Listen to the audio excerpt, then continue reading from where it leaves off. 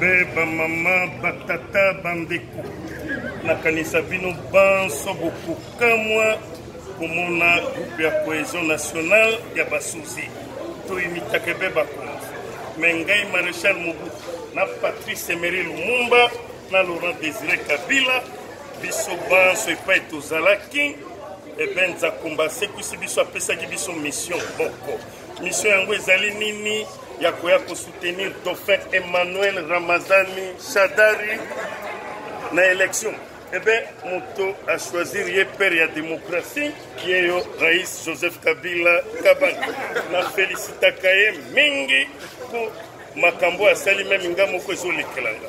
Na tango nanga tango nazaki na bokundi na lobaki le pouvoir ne se donne pas, ça s'arrache. Eh bien, Raïs Alobi et vous allez bien dengue wanate. Et c'est qu'elle n'a contredire Malobo.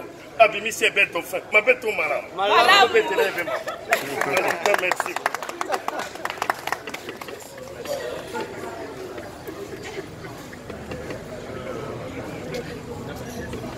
Le plan était déjà fait. Le complot était déjà établi. Le gouvernement s'imposait contre la volonté du peuple. Et la Belgique qui désire balkaniser ce pays. Et le traitement du Congo, c'est demain. Bon. Merci. Je n'ai jamais trahi le Congo. Mais les chefs ne parlent pas.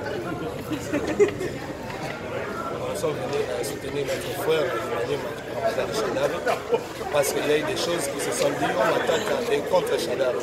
C'est pourquoi je suis avec lui pour lui faire voir que je le soutiens à 100%. Et grâce à moi, tout Maniema va soutenir Shadari.